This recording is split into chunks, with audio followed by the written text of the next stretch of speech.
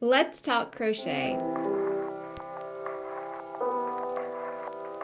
Hey folks, it's Mary, aka MercyTriumphs, and this is Slow Crochet. This is episode 069, and today it is the first day of April as I'm recording. It's my first podcast in April, so I wanted to start out by showing you some of my projects that I have ongoing and anything that I finished in this past week. But because it's the first of the month, I do want to show briefly my kind of ongoing scrappy project. And that is my little crocheted afghan that I'm doing with join as you go hexagons. I feel like I haven't gotten much done on this past month, but I guess every little bit counts, right? And the farther you go, the longer and the wider it gets. So right now it's probably a size for like a little car seat blanket for a baby, something like that. I'm gonna keep going. I do have some new scraps of acrylic yarn that I'm going to incorporate into it. But I think you can see right now how the more interior part of it is that kind of birch tweed color, and the more exterior is just a cream color. So it's not that big of a difference. I don't think it's going to make eyes go super twitchy. That was one of the big kind of debates of should I invest in actually buying more of the background color or should I go with what I had. So this is what it is right now.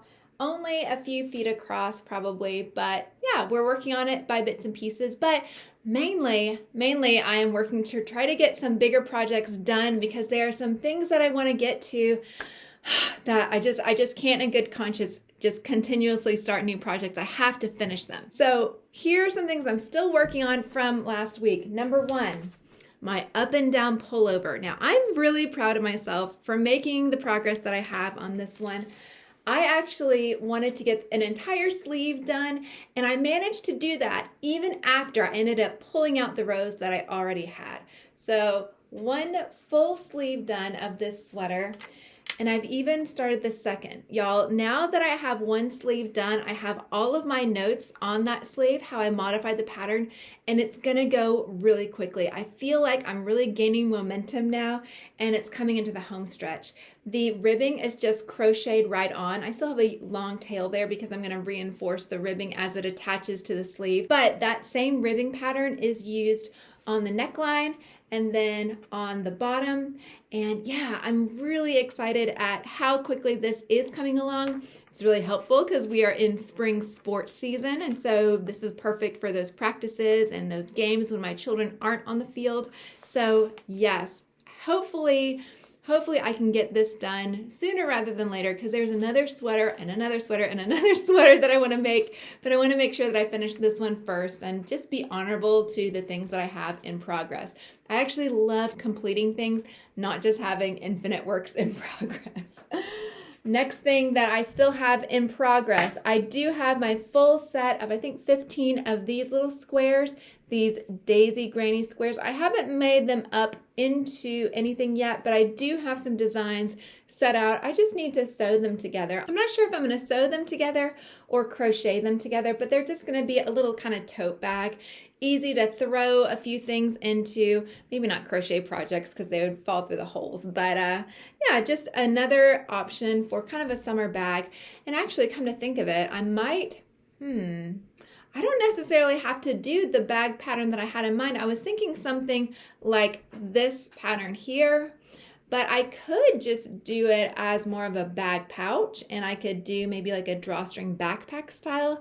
I'm gonna think about that, but this isn't a high priority for me right now. This is kind of on the back burner, but for now, I have my squares done and I have some little thoughts going. So yeah, let me know. Do you think these would be better as like a backpack style bag or more of a rounded kind of tote bag with the over the shoulder handles? Let me know what you think. One other work in progress that I still have is my Sis Shawl using this concentric cotton, and I've gotten super floppy now. I'm so excited because I've gotten all the way through to the solid blue. Turn this right side up. Here it is all playing out. We're going from the navy into the mustard yellow and now into that blue. I'm trying to hold it in a way that you can see all the colors well. Yeah. So we are finally at the solid blue, and I've started thinking about how I'm going to finish the shawl. The shawl pattern does have a ending row, and I think it involves some picots. And so there's a couple of options of when to do that. So I'm not playing yarn chicken yet. I think I'm going to get another full 12 row repeat out of what I have left and then still do that ending. But it is going to be interesting to see exactly how this plays out. The end here is in sight as well. I'm really excited to finish this because, again, there are more shawls I want to make and I want to finish things before I start new ones. I know that that's kind of a controversial topic in the fiber arts of like works in progress versus finishing them. But yes, I am a person that I love to get things done. I don't like having too many works in progress because it actually kind of stresses me out. So at time of recording, I have 1, 2, 3, 4, 5. I have 5 works in progress right now, and that's really my max. So got to finish them up. So I've talked about 4 works in progress. What is my 5th? I had to. I had to, on a whim, just pull something off of my shelf, and I've started a new version of the Seafarer crochet hat, crochet cap, crochet beanie. This will be my 3rd that I've made of this, and I'm going back to the stitch count that I liked of the original one that I made. I made one that was kind of like a bright red in a Marley Bird chic sheep color, and I really loved how that turned out. I'm doing this in worsted merino superwash, which is 100% superwash fine merino wool by Plymouth Select. This is the color 89 and it is turquoise heather. Now, I don't know that it's really all that heathery. I guess you could say that. Maybe they're just putting that heather on there to make sure you know it's not just a solid color the way that maybe an acrylic would be. But this yarn is really soft, really wonderful to work with. I'm really enjoying it. And it is 100 grams, approximately 218 yards, and I'm using a size J, a 6.0 millimeter hook, my new to me vintage boy hook with the matte finish on it. Really loving it, and I think kind of nice to match the hook to the project as well.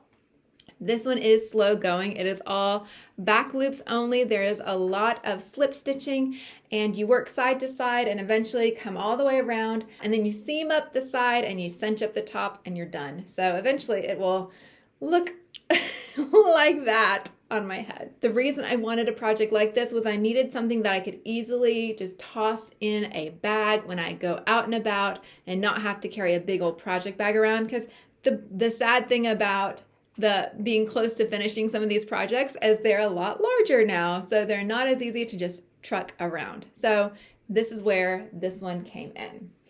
So no real rush on that, but it is one that I will be able to work on from time to time. But again, this week, that shawl and that sweater are the big priorities for me. Did I finish anything this week? Well, I actually did. I decided to take my friend Lee Mack's advice and go over to one of her favorite little places, which is Little Crochet Farm, and I found a simple, tiny little bunny pattern. Now, her bunny was not this small. I think she used chenille yarn, and I used what's probably a mystery kind of fingering weight yarn. I think I used like a 3.25 millimeter hook or something like that, maybe even a 275 or 2.5 millimeter hook. I just wanted to make a tiny little bunny in honor of Easter. And again, super itty bitty, hardly any stuffing at all, just use some yarn scraps. And I wanted to try out one of Little Crochet Farm patterns because I'd seen so many people, not just Lee Mack, but I've seen Ella over at No Catchy Name making her patterns as well. I think she has a really cute Grinch pattern. So I wanted to try it out on a small scale, see how I felt about it. And to be honest, those patterns are everything as wonderful as they seem to be. For this particular pattern, it was low sew in that you only sewed on the ears, and then the little feet and the tail are just bobble stitches, but super sweet, super cute. I've had this on my mantle with some painted Easter eggs, and my children have been plucking it off the mantle and loving it this Easter season.